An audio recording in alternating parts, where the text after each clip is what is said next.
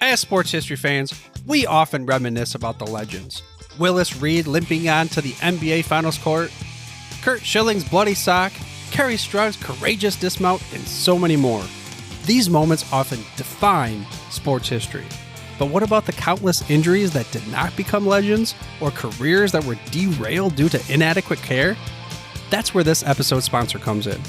Introducing to you, ILP Sports Consultants, your trusted sports injury partner, available 24/7.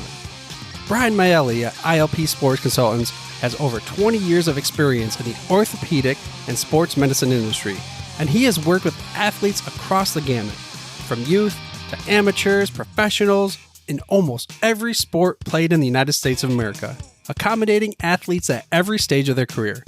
This adaptability ensures that ILP services are perfectly tailored to your skill level, no matter where you are in your athletic journey. With ILP, you are in control. Choose the steps that matter most to you. Diagnosis, treatment plan, recovery, or the whole journey. ILP services are tailored to your unique needs. Rushing for care is a common pitfall, leading to future problems. ILP Sports Consultants helps you make the right decisions, ensuring that you receive timely and safe care. And here's a bonus. Brian hosts the Injured List podcast, sharing insights and athlete stories you won't want to miss. Whether you're a concerned parent or grandparent, or an athlete yourself seeking guidance, ILP Sports Consultants is your beacon of hope in sports injury management. Visit ilpsports.com today. That's the letters ilpsports.com. ILP Sports Consultants, where your well-being is the priority and your recovery is the mission. Choose ILP Sports Consultants for a healthier sports journey, helping you get back in the game the smart way.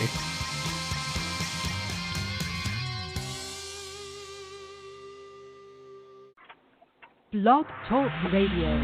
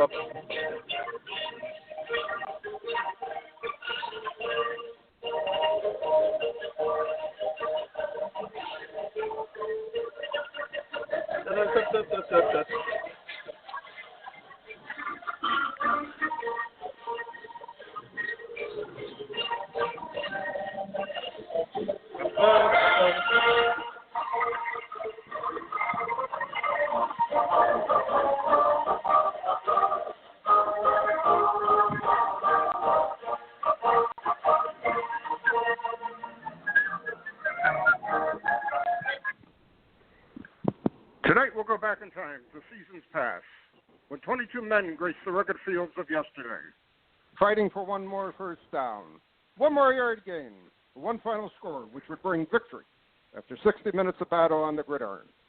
Tonight we'll explore the world of Gridiron Greats. Welcome to Gridiron Greats Football Memorabilia on the Gridiron Greats Publishing and Broadcasting Network, in conjunction with Swick Enterprises, and we're live from the Y for Connecticut home of Gridiron Greats Magazine. I'm Bob Swick, publisher and editor of Gridiron Greats Magazine, and I'll be your host for the show. Gridiron Greats is the only publication in America which focuses upon the history and memorabilia of the North American football game since its inception in 1869. We cover 150-plus years of football history and memorabilia. And you can find us on the web at gridirongreatsmagazine.com. It is at this time I would like to introduce my co-host. He's a senior contributing writer to Gridiron Greats Magazine, a football memorabilia historian, specializing in pre-World War II items, in particular Red Grange, and also Seattle Seahawk items, in particular Steve Largent. He hails from Portland, Oregon, Mr. Joe Squires. Joe, welcome to the show this evening. The intro always gives me goosebumps, Captain. Happy to be here as always, sir. And it's great to have you on, and we're almost literally back-to-back with shows this week. Got a busy schedule for July, and we're whetting the appetite of football card and memorabilia collectors throughout the world listening to our podcast. I do have an announcement I'd like to make before we get started talking, and even you don't know about it, Joe. I finally finished, and I'm waiting for it to arrive in the mail, my 1964 Topps Pennants insert set. After many, many years of trying to find a New York Jet sticker, I found one on eBay. I bought it, and I'm waiting for it to come in. So I'm pretty psyched about that. It's been a long time collector. And this public service announcement brought to you by Gridiron Greats Football, Wallingford, Connecticut. I'm psyched about it. It's pretty cool. You've mentioned that before, but usually when usually at the top of the show when you interject with something like that, I'm like, oh my gosh, you know somebody's passed away, a football great has passed. Usually it's something like that.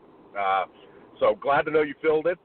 Glad to know you're complete, and I'm glad to know no one, nobody in the hobby, no football legend has passed away. These are all good news. And I also point out it is my 368th complete set that I have in my collection from roughly 1989 and back. So I think we need to turn the tides. We tried this once where I interviewed you to talk, so our listeners knew a little bit more about your history. I think we should do one step further, and the captain, Bob Swick, should be the super collector of the next Gridiron Greats, and I could reverse interview you, or Jeff could. No? Can't do. I can't do. You're pantheon of the hobby, Bob. I have to shield myself from the publicity and the stress of being a super collector. So I don't.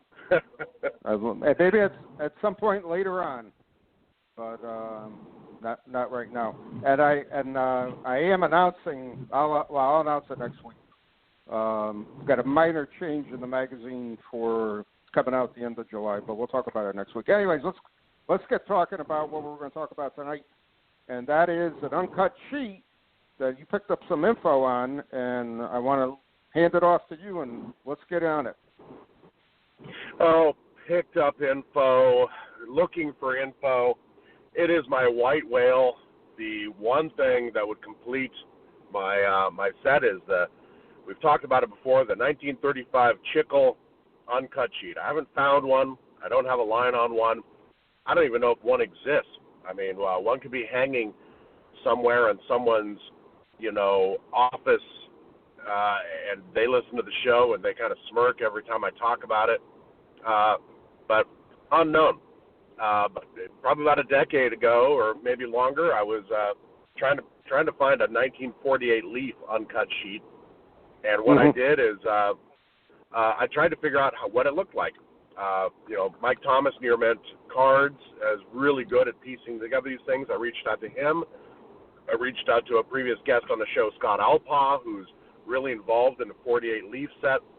And I began finding miscut cards. So if you look at the back of a miscut card, you can find what card it was next to, or if you see it front, you can start piecing it together. And it started to lay out numerically, where it just went right to left, one through 7.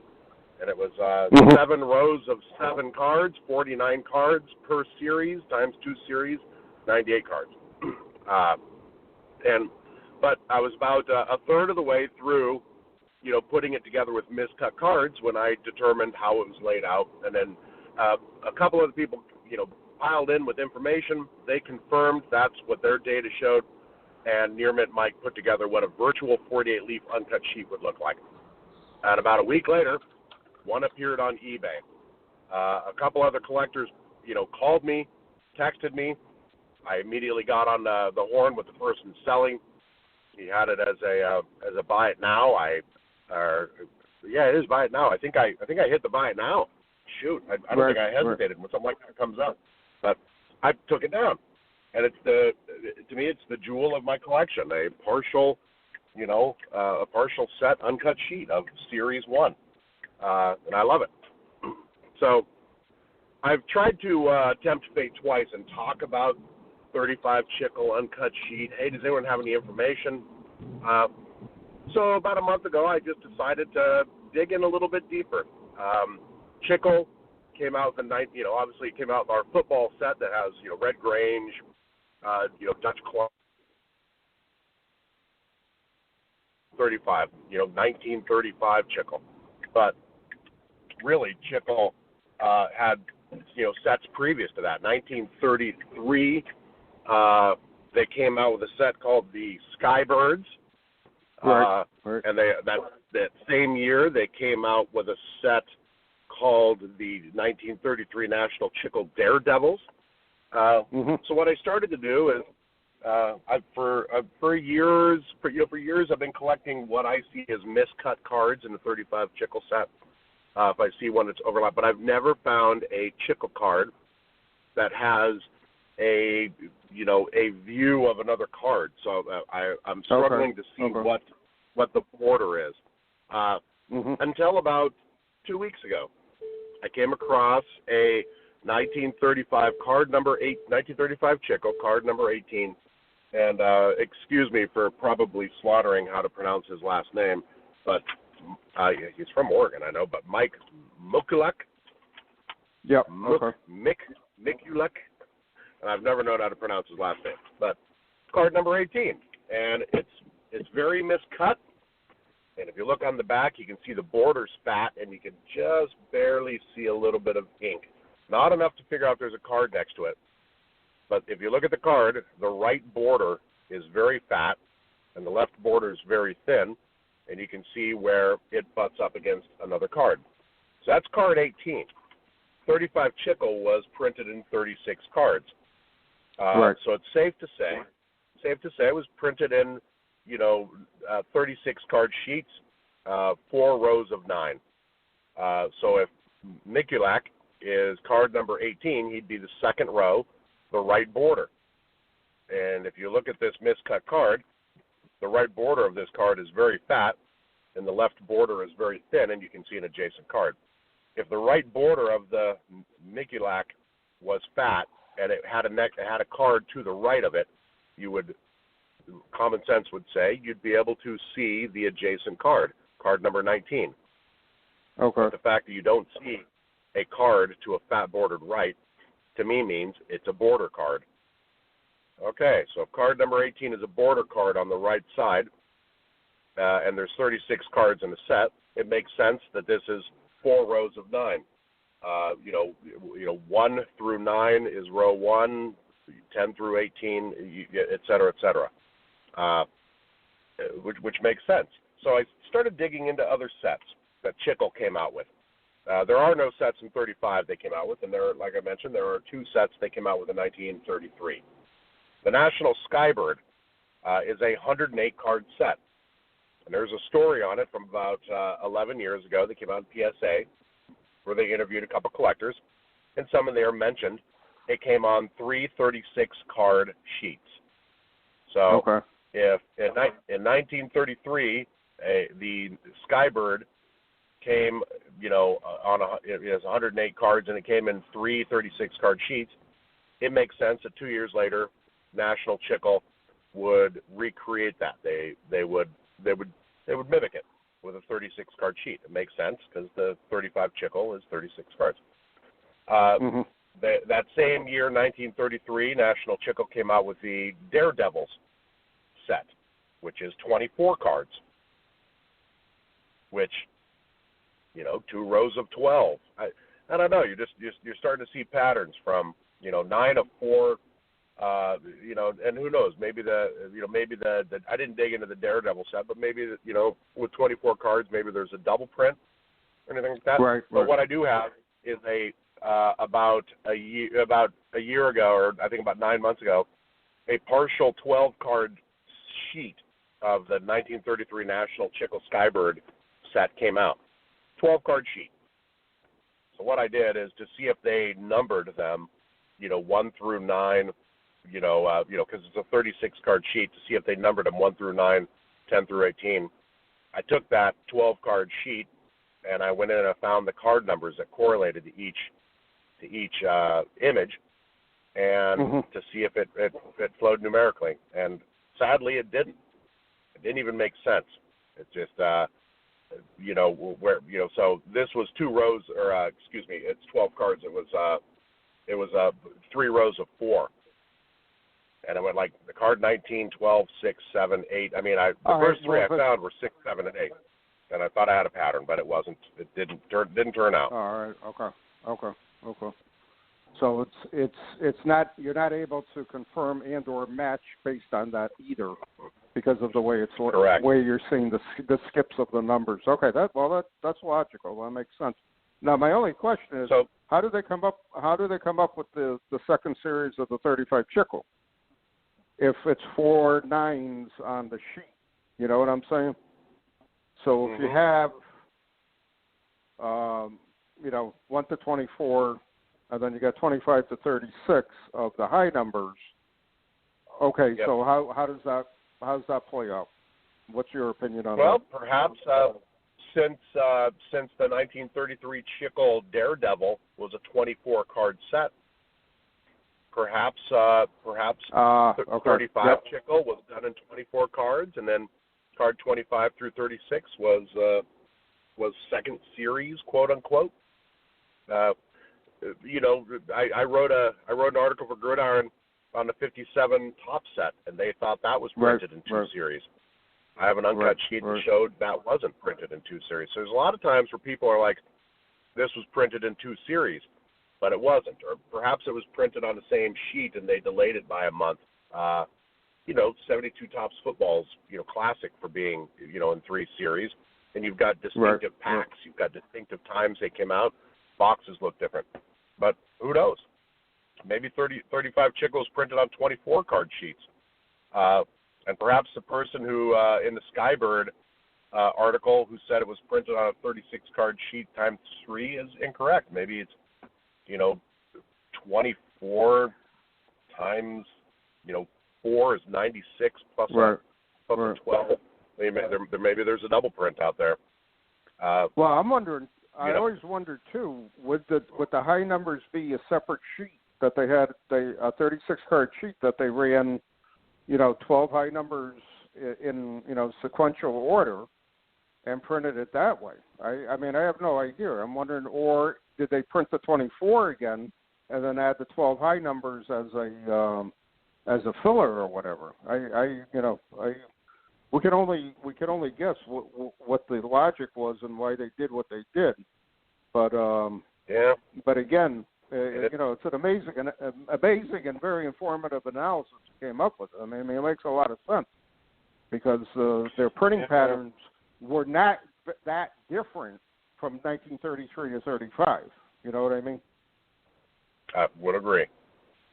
And I even took one step further. I mean, I looked at the Gaudi because recently there was a Gaudi uncut sheet that came out. Right. Okay. I looked at the patterns in that, and there were no patterns. So how the cards were laid out on the sheet, the numbers were mismatched. So it seemed like they laid cards out on sheet more for color patterns. Because what I noticed is they were trying to put yellows next to other yellows and stuff. So indifferent of the numerical sequence,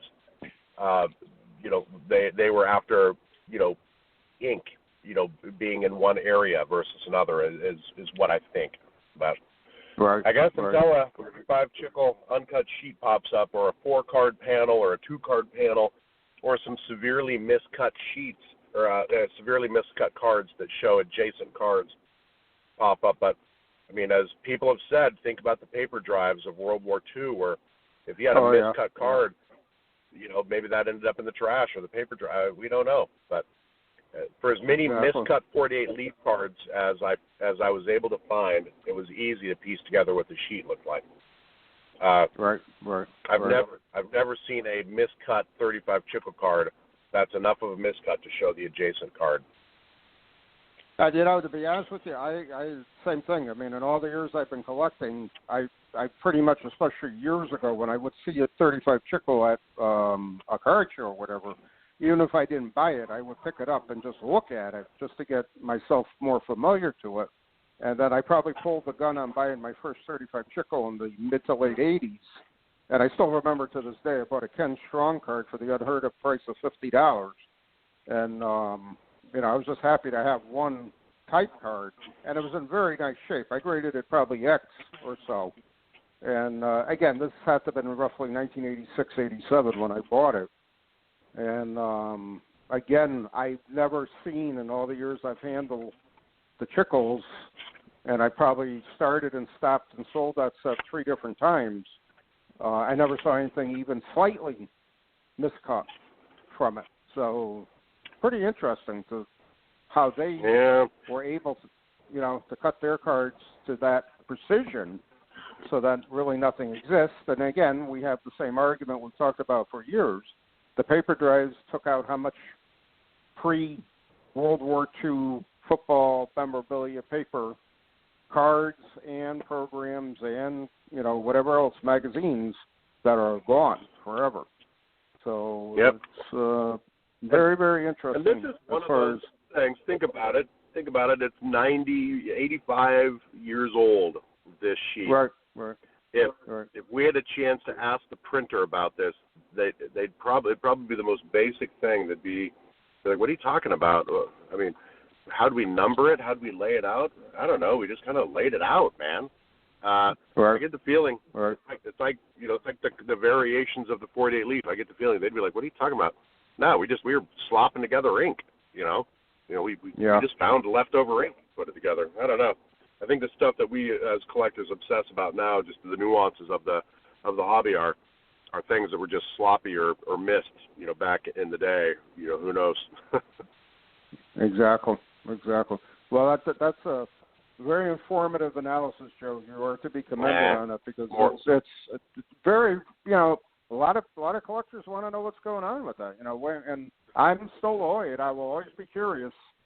How did the second series ever come about, and why is there a second series? It's still very, very interesting to me, and I hope one day I'll find out, and I hope one day you discover the sheet, and then we can figure it out. And we'll know what's going on with it. So, great information. Ditto.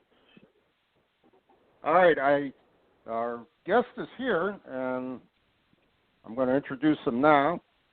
He's a math teacher at a community college in southern Kentucky, where he lives with his wife, Jennifer, and with whom he shares 4 children and 2 grandchildren.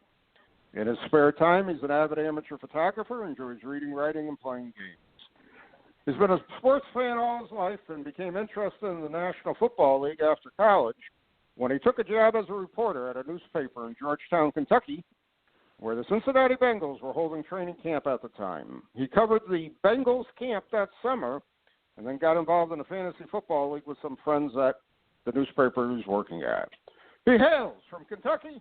I'd like to introduce Mr. Jason Dooley. Jason, welcome to the show this evening. Hi, guys. Thanks for having me. Great to be here. Welcome to the show, Jason. Thanks for being on. And I'm going to lead off by asking, how did you become interested in football and collecting? My dad was a middle school, high school football coach.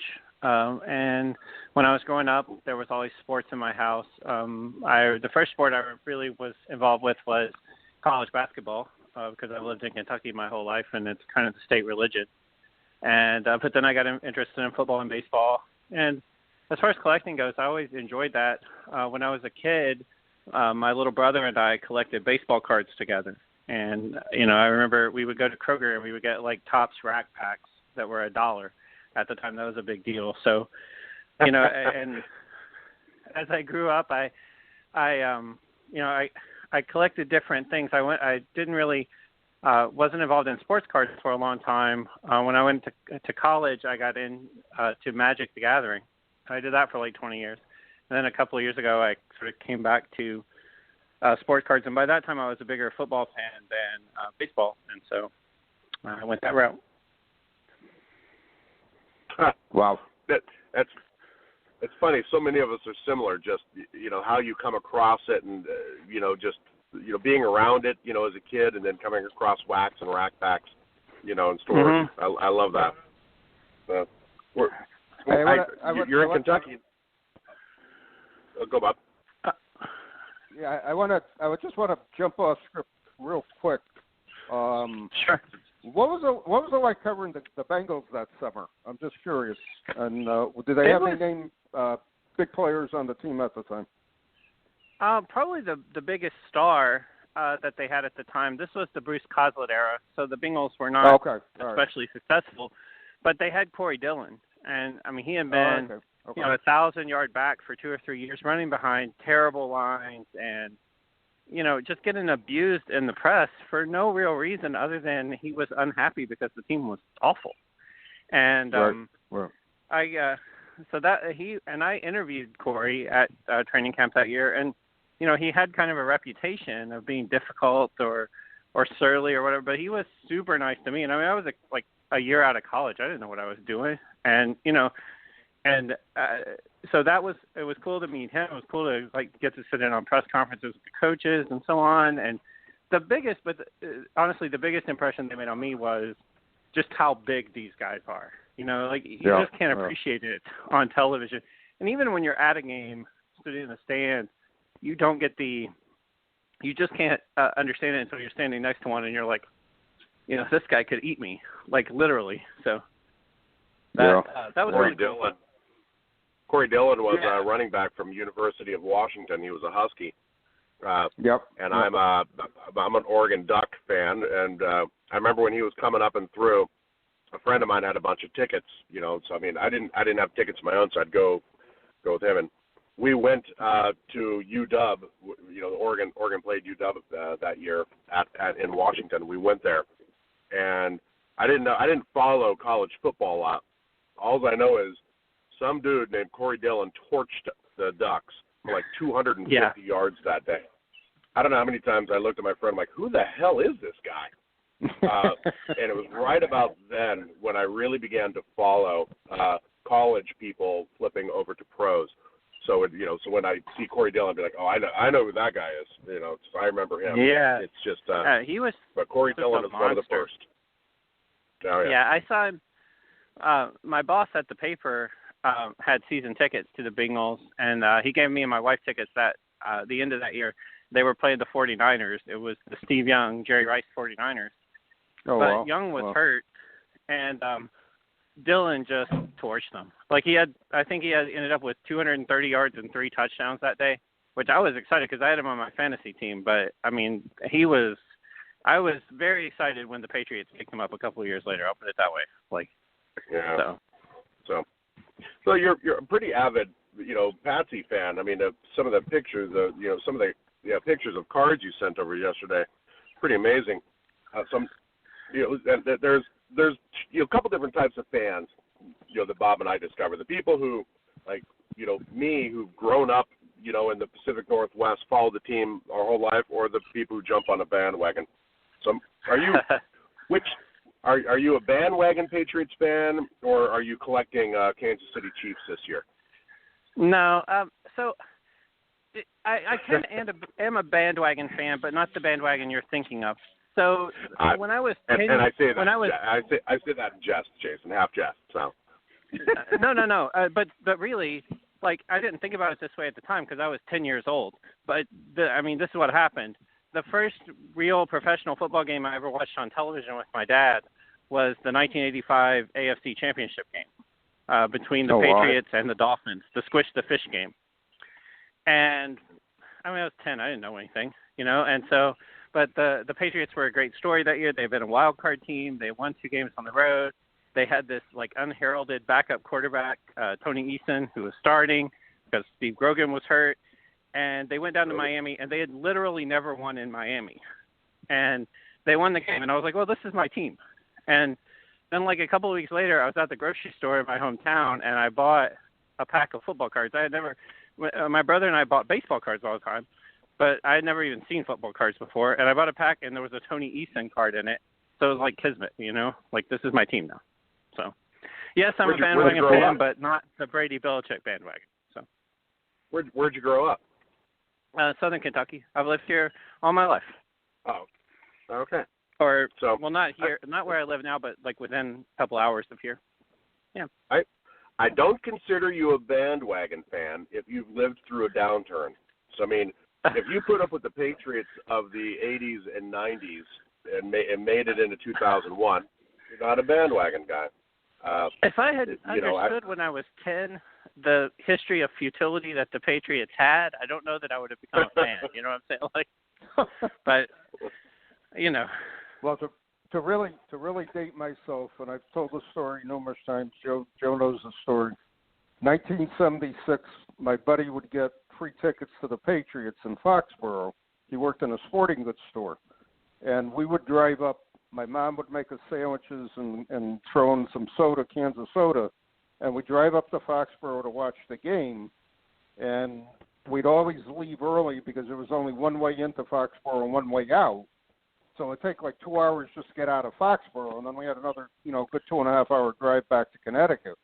But I distinctly remember going. We went a couple of Sundays where we just walked up and bought tickets at the gate, and ended up moving down literally to like the 20, 30-yard line by the end of the game. And truly amazing what's happened with that franchise over the years. But I do remember the very lean years of the 70s there, going to several games.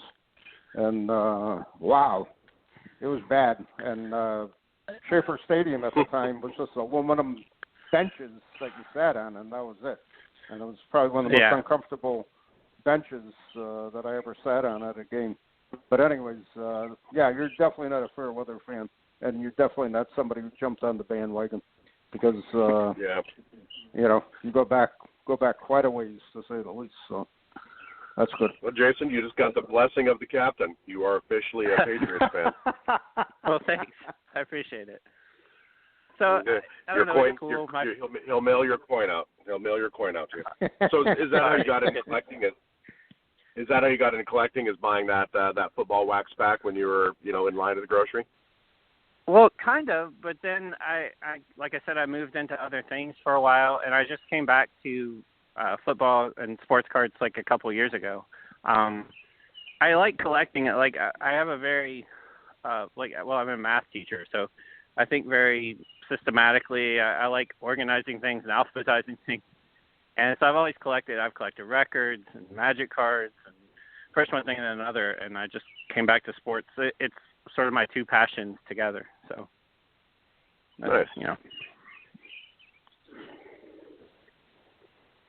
Now, Jason, let us know or tell us about what you feel your 6 top cards or pieces of memorabilia in your collection, and describe them to our audience. I know you sent us over a bunch of pictures, which Joe flipped out when he saw them. I had to really read what you had wrote there about 5 times, and I forwarded it to Joe again because I knew we needed the impact of it. And I want to, before you get started, hold on, I got to bring it up on my screen.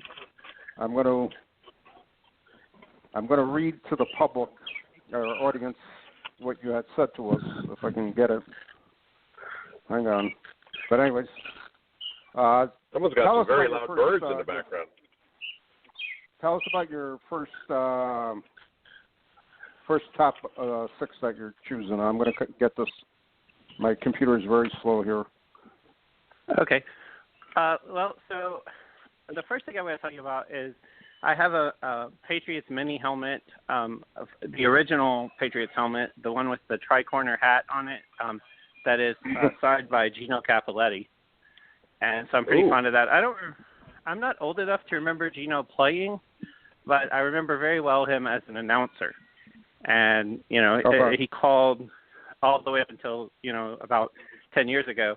So I have listened for a long time. I mean, like where I live, you couldn't get the Patriots on television because they were bad. And so the radio was kind of all there was. And so I've listened to a lot of games called by Gil Brandt and Gino Cappelletti. So I'm quite fond of that.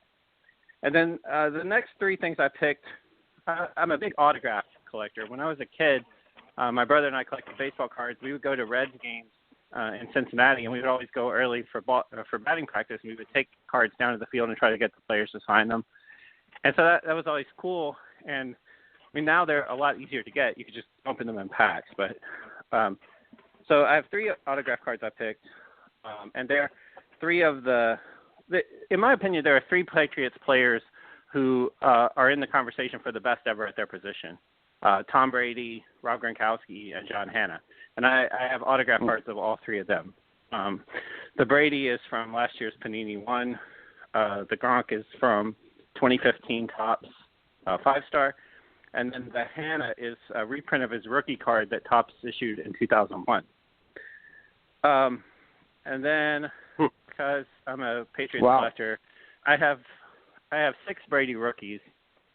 My favorite one is a 2000 Bowman that's graded by Beckett. It's a Beckett 9.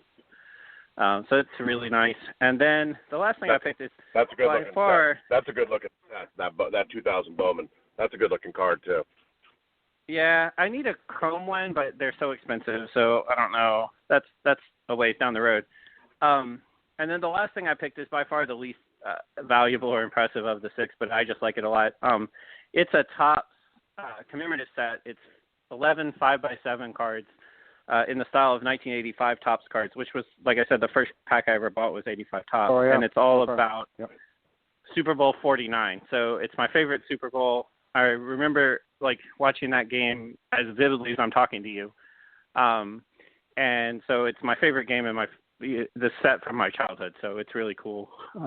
It's one of my favorite things in my collection. It's not worth anything, but it's cool to have. I remember watching that game. Go ahead. Did you get those autographs in person, or did you buy them? Oh, I'm sorry, Bob. I didn't mean to step on. Yeah, they're on card. They're on card autos, so they came out of the pack that way. Oh, okay, got it. They're not in person autos. Yeah. I remember I'm not those. familiar with that. But getting back to the email that you sent us, I got to read this line because I almost had a stroke when I read it. At present, my collection totals 8,897 unique cards. This includes variant printings, etc. 575 unique player names, includes players, coaches, cheerleaders, even random celebrities who've appeared on cards related to the Patriots. I have 887 unique Tom Brady cards, 544 Drew Bledsoe, and 355 of the Gronk. My goals by the end of the year are to top 1,000 Bradys and 10,000 cards total. Now, here's the kicker. This is the last sentence that just brought a smile to my face. The breakdown is 120 cards from the 1960s, 210 from the 1970s, 370 for the 1980s, 2,777 for the 1990s, a mere 1,964 for the 2000 for the 00s, 3,384 cards for the 10s, and a mere 72 cards so far issued in 2020. Do you see a pattern there, if anything? Wow. That is unbelievable. The proliferation of cards. That's the crazy thing, right? I mean, when I was a kid, when we were collecting baseball cards, right? And there's more baseball cards than football cards. But if we wanted, our favorite team was the Reds, right? So we want a Reds team set, 25 cards, and then now there's that many Tom Brady cards every year, or more, probably way more than that. It really is a different environment, for better or for worse, I guess. Yeah, it's mind-boggling, the sheer volume, which is why I prefer it. I did do the top sets up to when they stopped in 2015, but I just have no gumption to collect, 4,000 cards from the, 2010 to 2019 era of one team, and have. Go ahead. I don't remember how many cards I have from the 70s, but I pretty much have every Patriots card issued for the decade. I'm missing half a dozen maybe, right? Nice. There's that many in any, I have that many of some players from the current team, and not even the stars. Obviously I have a lot of Tom Brady, but I have over 100 cards of guys like Damian Harris, who played 6 snaps last year. Literally, it's just crazy how the hobby has changed. Yeah, definitely. Well, the tops when they're when you're printing a 400 or 500 card set, you can only do about 10 or 11 players from each team. So they used to limit them, or when they were smaller. I call them 600 Tom Brady cards and 500 Drew Bledsoe cards. I call that a good start. From one player collector to another. Well, the thing is now, like Panini will make a 400 card set. There'll be 3 Patriots, unless there's like this year, because they didn't draft a quarterback and there's no highest drafted offensive players they have are tight ends in the 3rd round. So like you'll have a set. It'll have like Stephon Gilmore, Julian Edelman, Tom Brady. That's it. Like no other Patriots. So that's also different because even though there were fewer, there were more players even in those days. So it's weird. Yep.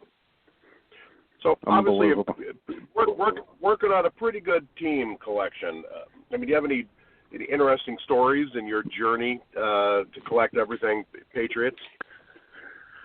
I don't know. Not that I can think. Like, I've met some really cool people. One of the first things I did when I got back into collecting was I really wanted to build a 1985 top set just because it was the first set I had. And I'd almost finished it. And then I was on eBay and I saw a complete set with all of the wax box cards, the box bottom cards, for like $30. And so I bought it, and it turned out the guy who sold it lived like 20 minutes from me. And so I met like this guy who, things like that. It's kind of cool that I've made these connections through the hobby that I didn't have before. I've enjoyed that as much as anything else. And like the vintage boards that you guys are on, like I've really enjoyed that aspect of it. Which obviously that wasn't a thing in 1990 when I was in baseball cards or whatever. So that's seeing how the hobby has changed has been really interesting to me. Now, since you have almost every Patriots card ever printed, do you have a want list? And if you do, what are you looking for right now? I really need a Richard Seymour autograph. I have most of the key players on autograph cards from the Belichick era. I'm missing Richard Seymour. That's one big one. And Steven Gostkowski. That's another one. So I'm looking for them. The big one I was missing before was Julian Edelman because he doesn't sign very many cards anymore.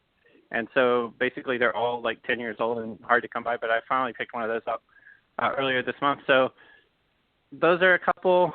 And then other than that, I just want more cards. I pick up a lot of oddball stuff and stuff. So I'm happy to look through quarter boxes and 10-cent boxes at shows or whatever.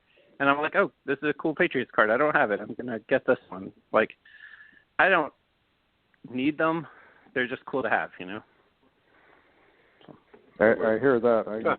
I can appreciate that. Now, including in all your cards, I will assume you collect oddball cards, insert cards, and things of that nature of the Patriots, right? Oh, sure. Okay. All right. I was on vacation last week down in Tennessee with my wife, and we went to some antique stores and stuff, and I found a poker chip with Drew Bledsoe's face on it from 1997. Yep. I was like, this is awesome. I'm getting it's completely random, but it's cool to have. I've got phone cards, all kinds of stuff like that too. Drew Bledsoe, also, another Husky, great. Just to throw out, I don't know if you guys read or heard, Bill Belichick did a commercial for Subway, and he was basically 2 towns away from me here, eating a Subway on the Branford, Connecticut Green, and getting it filmed. Totally nondescript. No one knew about it. And then it went viral when they found out that he was doing the commercial there. So if I had known it, I would have tried to drive over and just take a look at the. My prediction of that commercial is Belichick taking a bite. Really, that face of his that shows zero emotion, looking up and going, "Wow, good sandwich." I mean, and I think that's the commercial is just playing on that. I feel like that's too much. That Belichick would not be that effusive. He would be just like, okay, we're okay. Something I don't know. as someone who's watched an inordinate number of Bill Belichick press conferences, like I don't. Sometimes it's so funny to watch him because like he'll get asked a question and he'll like give a one-word answer no matter what. Like we're on to Cincinnati, but then someone will ask him about some trivial thing about lacrosse and he'll go on like a 45-minute lecture about it. It's completely. I don't know. He's one of the most interesting people just because he has this depth of knowledge, but he doesn't want to talk about it. You know. So. Yeah. No, he's great. So obviously the news of the day is TB12, Tom Brady leaving New England, which I'll be honest, I never thought he would. I thought he'd want his legacy there. But what are your thoughts on TB leaving the Patsies and taking Gronk out of retirement? Well, I was with you. I didn't think he would leave. I felt like both sides were pretty heavily incentivized this year to keep him in New England, but once it got to be close to free agency and he hadn't signed, I was like, well, now he probably wants to go. And, you know, I mean, I'm of two minds about it. Like, I hate that Brady's going somewhere else. I will miss watching him this year as a Patriots fan. But at the same time, I feel like if you're a Patriots fan and you're upset because Tom Brady left the Patriots, that is the NFL's version of first world problems right there. Like, this is the thing you've chosen to be mad about. Like, so, you know, after 20 years of unprecedented success, you can't, if you're a Patriots fan and you're mad at Tom Brady, you're probably doing it wrong. You know, like, exactly. So, and also, I think it's going to be interesting to see how they reinvent themselves without him. Because the last few years, some of the time, it did seem like the plan was we're just going to let Tom figure it out, you know, and whatever happens, happens. Tom will figure it out at the end. So it will be interesting to see them, how they change, how they progress. I'm excited about Cam Newton. I'm excited about Jarrett Stidham. Like, I want to see what this team is without Brady. So I'm looking at it from that perspective for the most part. Good attitude. I like it. And I agree with you. Anybody who brings me 8 Super Bowl visits and 6 rings, thank you. 9. That's all I can say. 9. Thank you. Not 9. Oh, beg your pardon. It's all I can say is thank you, man. Yeah, I mean, exactly. You know, to me, it's not logical why they you know, why wouldn't you say, Tom, whatever you want to do, you do, and that's it. You want to go another year, you go another year. And I still wonder in a way, if Belichick was saying to Tom, you know, that's it, you're done. I want to move on with that type of thing. And I in a way I can see it, in a way I can't see it. But again, you know, Tampa made him an offer that he couldn't refuse, and he took it. And he's the king of Tampa Bay now. I think Belichick was ready to move on from Brady 4 years ago, before when they drafted Jimmy Garoppolo, and then Brady outperformed the system, right? Like, because I think the plan was that was 2014. I think after 2015, when Tom's contract expired, they were going to let him go then, but you know, they won a Super Bowl. They went to the AFC Championship game. Tom was having as good a spell as he had in his career.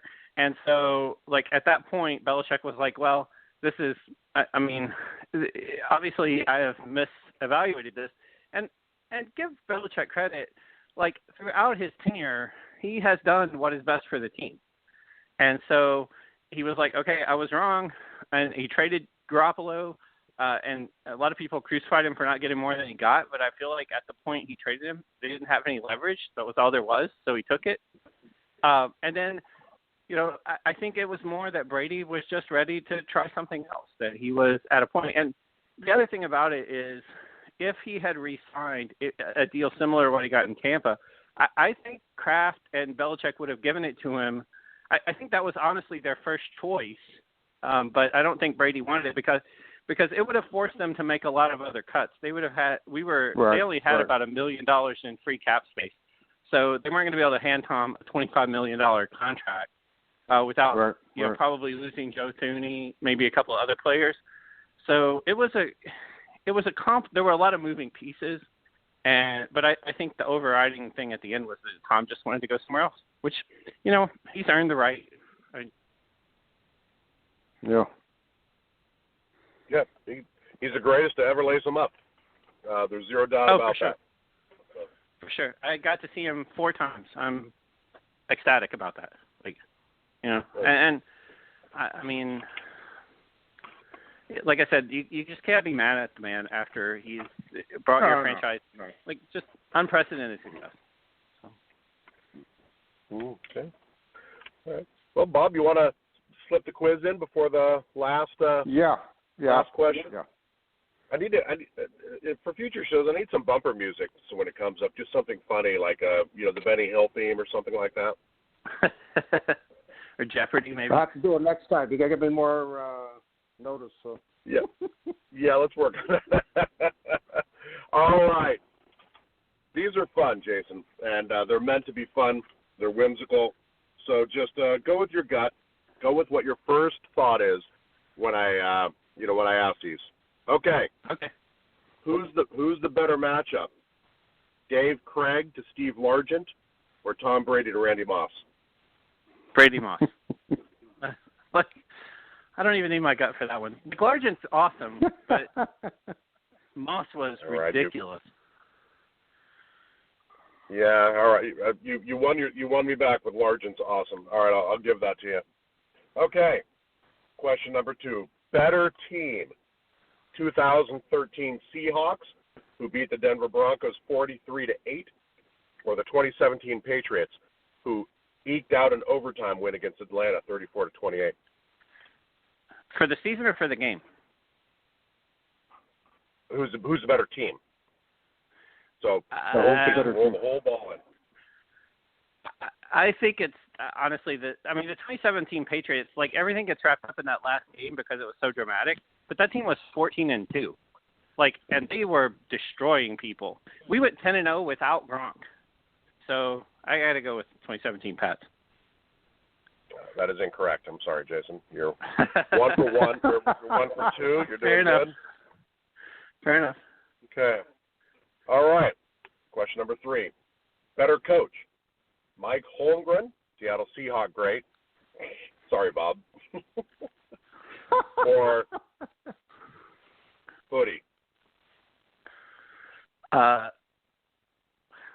don't feel like there's a right answer here, but Belichick, without a doubt. Like, he's just the best there ever was. Holmgren. Bob, tiebreaker. Holmgren got us in 1996, so I got to give him that. But that was with the Parcells drama. So, you know, I still don't understand why Mike left the Packers. I just don't get it. I never got it. And I know of Mike Sherman from college because he played for Central Connecticut. I went to Southern Connecticut, which is in New Haven. Central was in New Britain. I actually watched him play football against our team back in the 70s. And he grew up in Stamford, Connecticut. Real nice guy, but I just don't get why Mike left at the time he left. He probably would have won a couple more championships with the Packers. Favre was very... I felt like he wanted more control. And I felt like he wanted more control, right? Documentaries. Yeah, after they were offering it to him. After watching those Packers documentaries, I really questioned it. But no, the Packers were offering him the same thing the Seahawks gave him. Exactly.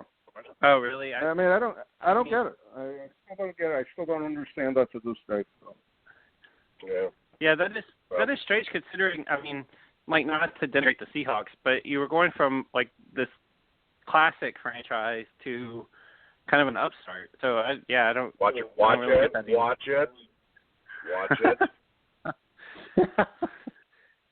Thin ice there, Jason. From classic Green Bay to you better just trail that off. All right. Yeah. Next question. Fair enough. Next question. All right. Who had better hands in clutch situations, Julian Edelman or Steve Largent? Largent, for sure. Edelman, like, people forget this, but Edelman's had, like, the playoff game that they lost in January, like, we had a 3rd and 6 driving, and all we needed was a field goal. We were on, like, the 45-yard line, and Edelman had a big drop. Like, he just dropped it. Like, Brady put it where it had to be, and he dropped it. So I mean, don't get me wrong. Like, Jules is awesome, but he blew it, so it happens sometimes. Yeah. But Largent, right. Even Michael Jordan missed free throws. But no, yeah, sure. Getting back to the quiz, you are correct, Jason. It is Steve Largent. And my notes to that question is only one of them has a bust in Canton. Yeah. Only one of those two has a gold jacket. All right, let's level the playing field. Yeah. I was going to say Edelman will be an interesting candidate. He'll be kind of a borderline guy, but I don't think he gets in. But I didn't think he had a chance until last year's run when he got the MVP in the Super Bowl, and that's when I realized like the only player he's behind in postseason is Jerry Rice, and I don't know how much that's going to count, but it should count for something, right? I do. All that matters, stats don't matter. Just ask Dan Marino. All that matters is, those Super Bowl wins. Yep. All right. Let's level the playing field here a little bit. Who's the better offensive lineman? John Hanna, Walter Jones, Seahawk great. Man, wasn't Jones was a tackle, right? He was a tackle, and Hanna was a guard. Hanna was the best guard ever. Jones is in the top 2 tackles, so I don't know. It's not the same position. I don't know. I'm going to say Hanna, but that's some homerism there. I admit it. You are correct. You had it with they played different positions. They're both great in their own unique way. That is the correct answer. All right, last question. Oh, no, go for it. Jump in. Well, I was going to say, my dad's a big Bengals fan, and when I was a kid, like Anthony Munoz, also an awesome tackle. So that's why I can't say Jones is definitively number 1, but anyway.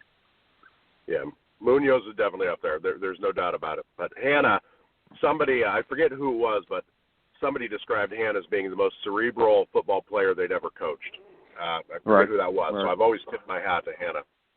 I'm pretty sure that was a guy from Bama. Oh, goodness. Last questions. Who wins? Yep.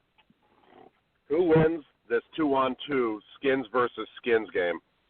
So just shirts off.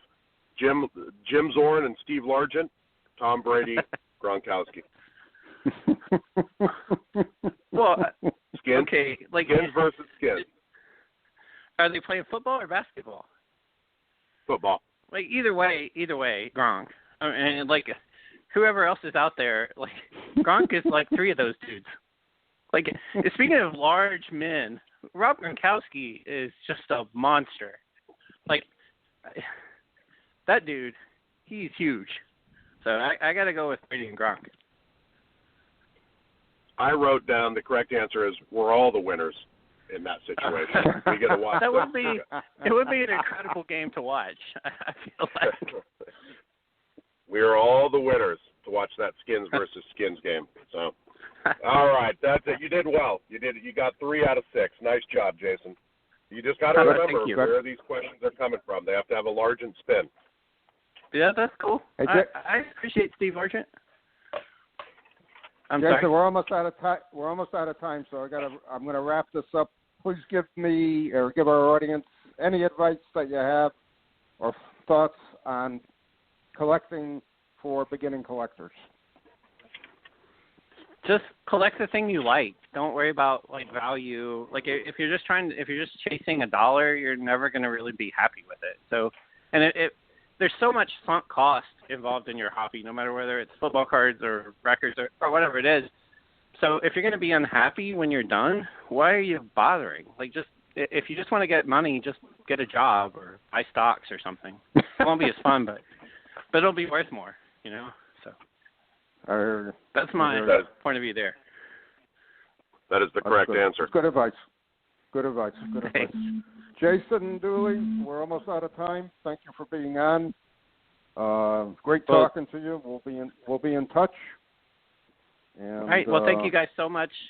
I have enjoyed this so much. If you ever like me back, just let me know. We will. Thank you for being on. Jason Dooley, Jason. Thanks again. Our guest tonight. And we're down to less than 2 minutes, so we've got a real fast 2-minute warning and wrap up. Joe, I'm going to hand it off to you. What'd you pick up on tonight's show? more questions than answers on a 35 Chickle uncut sheet. The more I was talking, the more I'm like, damn it, 24 card sheet, 36 card sheet. I just need to find one of these. So hopefully somebody's listening. Hopefully that person who's got it hanging on their wall goes, you know what, I've been listening to Joe talk about this long enough. I'm going to reach out. So, right. And he said, I would pack it appreciate up and that. UPS it to you, and you'd be all set. That's what I want to hear. That's good. Me too, Captain. And once again, we have an incredible collector talking about his collection on the show. And it just it's so cool to read. You know, somebody has that many cards of the Patriots, for in this case, and passionate collector, passionate about their collections, having fun with it. That's what this hobby's all about. Yeah. I wish there were more Jasons in the hobby, to be very honest with you. Yeah, and I know you agree with me.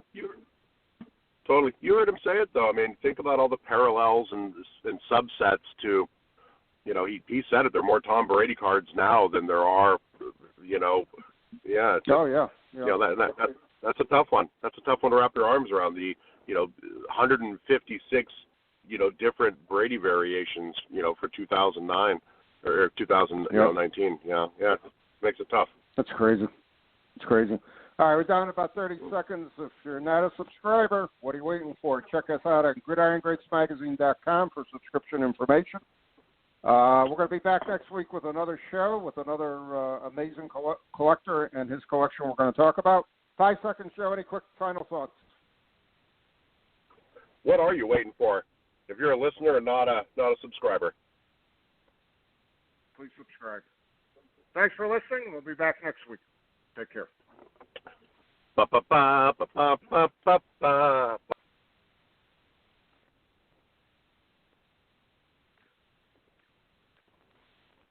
Hey there, sports history fan.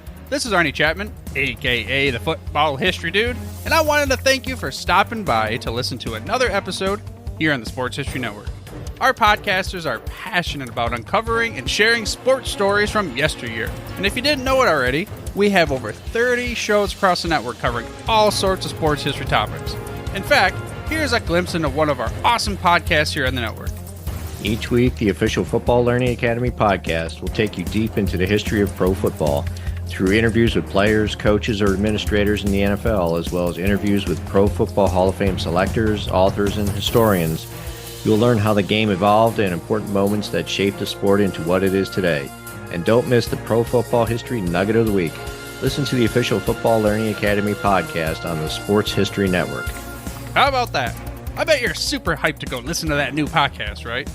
Well, to learn about this show and all the other podcasts on the network, head over to sportshistorynetwork.com/podcast. Again, that's sportshistorynetwork.com/podcast. Head over there today to find your next favorite sports history podcast.